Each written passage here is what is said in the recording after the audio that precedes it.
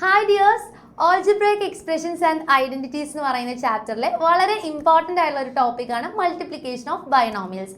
So രണ്ട് ബൈനോമിയൽസ് multiply ചെയ്യാൻ തന്നു കഴിഞ്ഞാൽ നമുക്ക് എങ്ങനെ ചെയ്യണമെന്ന് നോക്കാം. സോ ഇവിടെ ക്വസ്റ്റ്യൻ എന്ന് പറയുന്നത് മൾട്ടിപ്ലൈ 2x + 3 ഇൻറ്റു 4x - 2 ആണ്.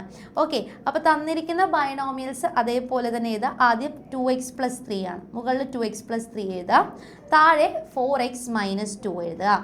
ഇനി നമ്മൾ എന്താണ് ചെയ്യേണ്ടത്? ആദ്യം ഇവരെ രണ്ടുപേരെ മൾട്ടിപ്ലൈ ചെയ്യുക. മൾട്ടിപ്ലൈ ചെയ്യുമ്പോൾ സൈൻ ശ്രദ്ധിക്കണം, വളരെ ഇമ്പോർട്ടൻ്റ് ആണ്. 3 × -2 ആണ്. 3 × -2 എത്രയാണ്? -6 ആണ്. അടുത്തത് ഇവരെ രണ്ടുപേരെ മൾട്ടിപ്ലൈ ചെയ്യുക. That is 2x × 4x. 2x × 4x എത്രയാണ്? 8x² ആണ്. 8x² എഴുതുക.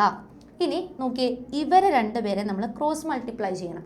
That is 2x × -2. 2x × -2 എന്ന് പറഞ്ഞാൽ -4x ആണ്. പിന്നെ ഇവരെ രണ്ടുപേരെ 4x × 3 എത്രയാണ്?